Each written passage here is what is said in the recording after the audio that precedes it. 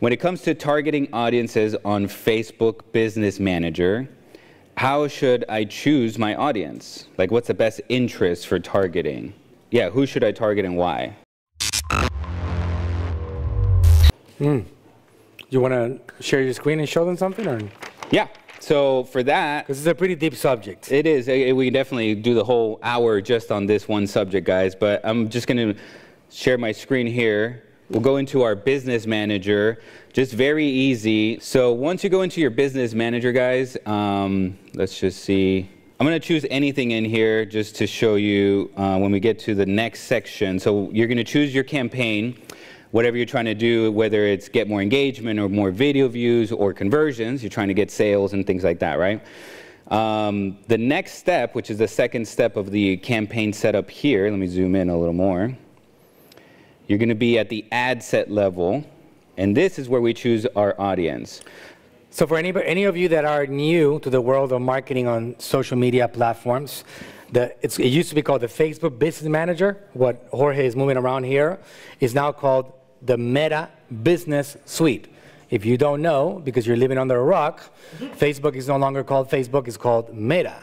And they changed their name last month at some point, I believe. And this is the business manager. This is where you do all advertising. You can spend $1 a day, or you can spend $1 million a day, depending on your advertising budget. You don't have to get into any long-term contracts to advertise across the world of Meta, which actually is Facebook, Instagram, Facebook Messenger, WhatsApp, and all the other internet websites where you can put Facebook's ads and serve them. So it's a pretty massive world.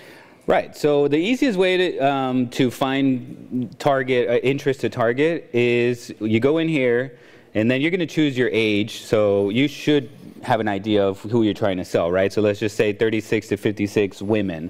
That's a pretty broad, right? Pretty broad range, 36 to 56. Right. So, and then we narrow it down a little bit by women, not men and women, but yeah, that's still a little bit broad there. Now we're going to try to zone in a little more on the actual interest that your target, which I don't know what you're selling here, but let's just say that we're selling what? We're selling supplements to help people lose weight. Okay, there you go. So first, I would maybe type in weight loss. See if anything comes up. Okay. Well, weight loss is 2 words. I know, but nothing was coming up. So, okay, nothing's coming up for that. But let's see if we. There was one that said weight management. Okay, let's see. Weight training, weight lifting, health and wellness. You got a lot of things that show up over here, and you can go through them. Like for example, you click on health and wellness. Go ahead and click on that one for a second. Okay. That by itself is a pretty massive interest. Yeah, I mean, this is telling you that the audience size is between 23 million to 27 million. That's right. A little bit, broad, right? Too broad, right? Too broad. So here's the thing. Most people are not going to be interested in your product. Not trying to be a Debbie Downer here, just trying to be realistic.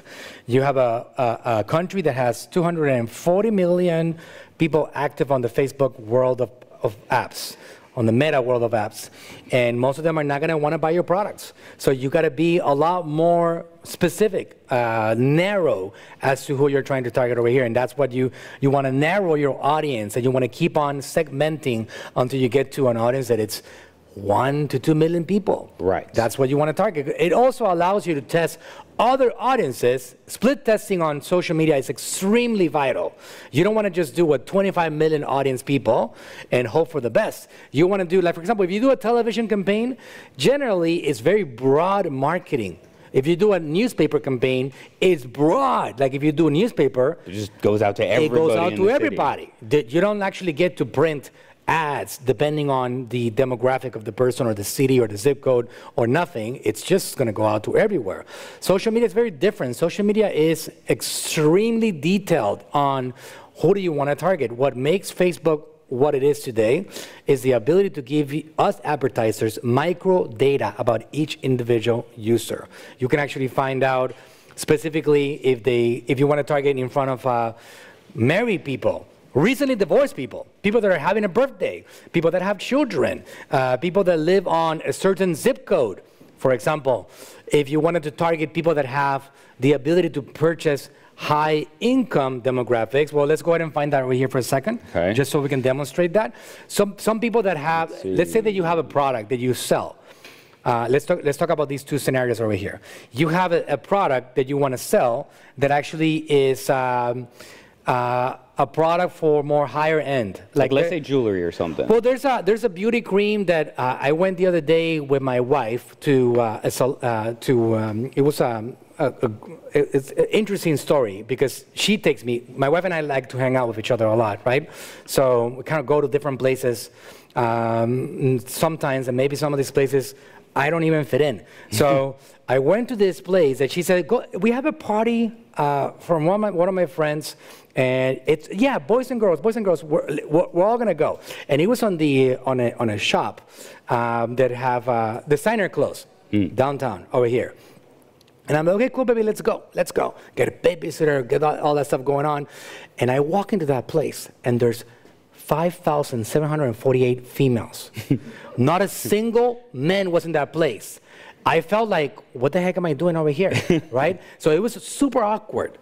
And I walked around, and I don't know, I took some of the salami there and sparkling water, and I'm like, baby, I think I'm gonna go to Starbucks right outside. Just let me know when you're done. A customer's calling me. I gotta go. No, I just straight up told her, I don't think this was supposed to be for men. Yeah. And she was like, no, yeah, there's gonna be more men coming. I'm like, okay, whatever.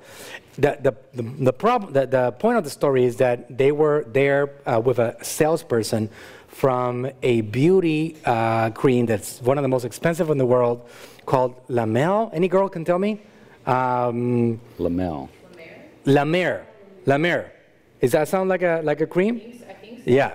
So somebody who's probably going to correct me on the chat if they see 𝗙𝗢𝗪𝗪. All right. I believe is the name of the cream.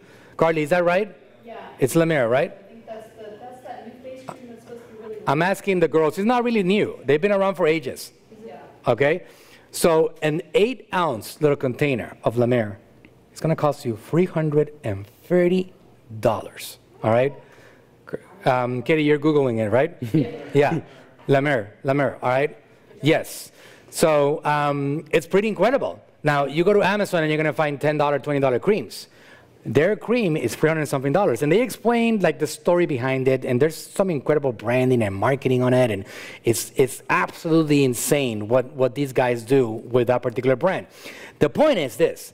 If you want to sell something that is high-end, $100, $200, $300 or more, or higher ticket things like AGM sells, we sell programs that are thousands of dollars a month.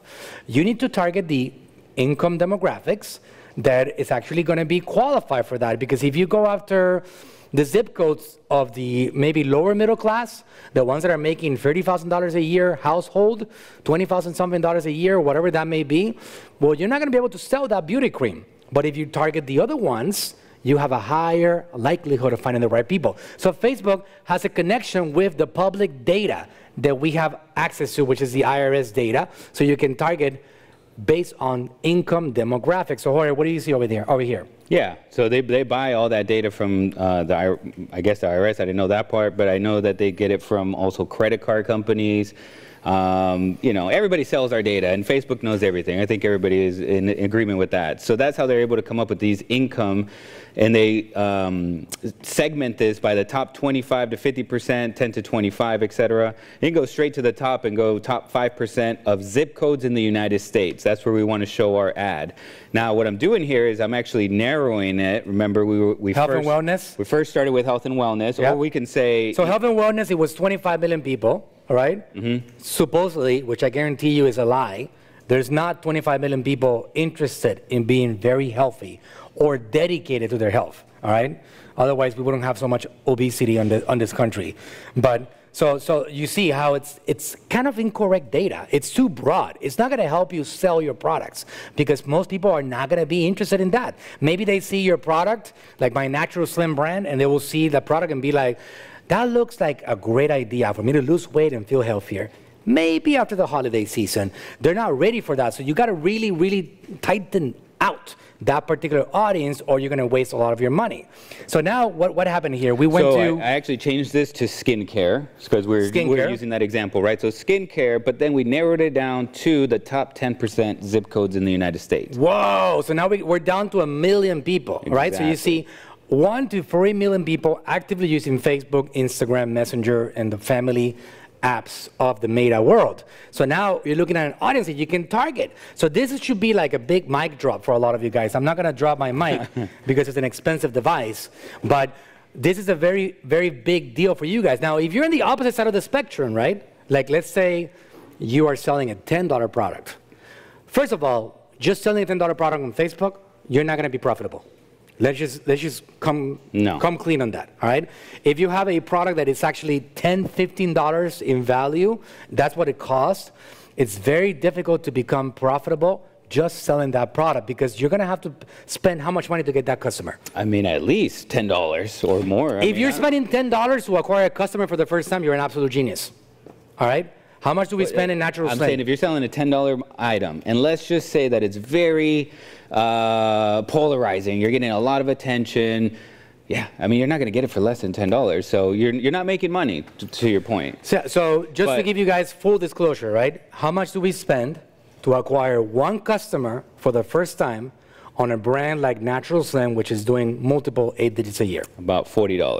$40 almost to spend. We spend $40 to acquire 1 customer for the first time. The reason why we double down, triple down, and keep on spending that money is because that person buys on average how much per that first order? $110. So for every $40, we get $110. Is it that profitable? For the first order. For the first order, right? But they're worth more to us, right? Correct. So we implement something called lifetime value, so we can understand the actual value of getting that customer to buy that for the first time. So we already spent $40 to acquire that customer, right? They bought $110 of products. You got to take into account the cost of shipping, the management, the shipping and handling, the cost of the inventory, all that stuff. We're not making that much money, but we understand the value. Like I heard a study that actually was put together by Amazon years ago. Amazon is willing to spend $200 to get 1 customer that pays them $10 a month. All right, $200. Netflix is willing to spend $300 to get 1 customer to pay them. Now they raise their prices. I believe they're doing $17 a month right now, something like that. That was 20. But when they did the research, originally, their number is very clear. They're willing to spend up to almost $300 to get 1 customer to give them $10. That's it. That's a guaranteed negative return on investment. Why? Because they understand the value of bringing people on board for the first time and then helping them get value so they can stick around for a long time. So if you have a $10 product, you better have a whole lot of products or services to sell on the back end. Yeah. Because if you don't, you're not going to be profitable. You're going to lose money. You're going to come crying to us. If you don't, it's not all doom and gloom. Go ahead and build that out. Build a follow-up process that sells more products. Whenever you have a person buy a $10 product, make sure you give them a kit to solve the problem. Make sure you nurture. Make sure you bring them into a digital program. Make sure you have a service, something that actually is going to allow you to increase the value of that person when they come in.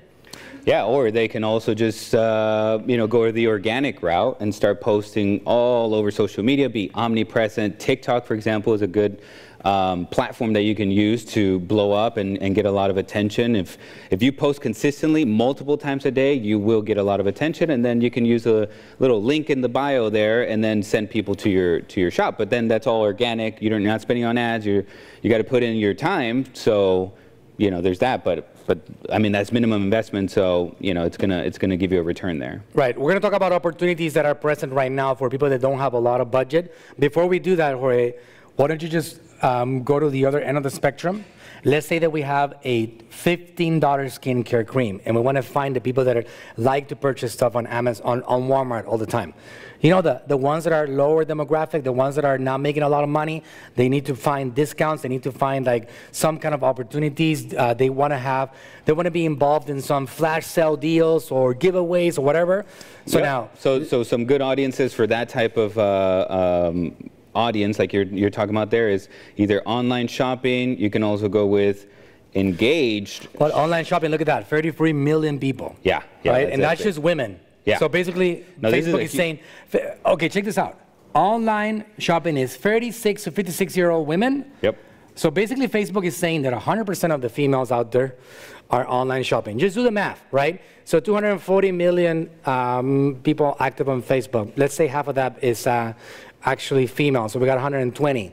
Let's say 30 million of those are 36 to 55, or maybe 50 or 40. So Facebook is saying that every single female on social media likes to shop online. Exactly. Pretty accurate, right? Yeah. All right. That's pretty accurate. Okay. So is that going to help you get results? Abso-freaking-lutely not. All right? It will not help you get results. So you want to definitely narrow that audience. Narrow it down. So now, what are we selling? We're selling $15 miracle creams. Okay. You wear it, and it's going to make you 10 years younger. So here's another cool interest that you guys can test out. It's called engaged shoppers. Okay. So this one here, check this out. This one says that go back to change the demographic. Bring it below. You have 36 to 54. Yep. Okay. Go back to that one. Okay. Let's see how that looks now. Okay. We're narrowing it down. Facebook is less. Check this one out. I think this is a really cool one to test. It's called Engaged Shoppers. It says people who have clicked on the call to action button called Shop Now in the past week. Okay, that's very interesting. Now look at the amount of people still. Right. No, this is still a big audience, but we're getting so now we are closer to what we want. Okay, we're at 13 million people still. So Facebook, it just, when I look at this data, it's really impressive that there's so many people interacting on the social media platforms and clicking out to shops. Right? Now remember, this also includes Instagram. So Instagram and Facebook. Anybody that's clicked Shop Now would get placed in this audience right here. So just to get it to the perfect size audience, this is what I would do. Mm-hmm. You know how we talked about the income demographics? Yeah. I would put in there the bottom zip codes, and let's see if we can get it to 1 to 2 million. Okay, let's see. So we're going to go for 25 to 50% of the top 25 to 50%. Let's try that. That's the bottom side of things. It's a little bit closer to what we wanted. Yep. So now we have the 2.5 million people to 2.9. What I would do in this case, if I wanted to bring it to 1 or 1.5, is I would actually split up the females and go to 36 to 44, and then 45 to 54. And now we have something more appropriate, because a 54-year-old woman is very different than a 36-year-old woman. So you want to be able to test that. So now we have a 1.3 to 1.5 million potential reach, and I would just go ahead and duplicate this particular ad set and just change the age demographic to 45 to 54, and I can run those two ads concurrently to the females that are 45 to 54 and the females that are 36 to 44, and then just go after these people and find out what it does for each one. Exactly.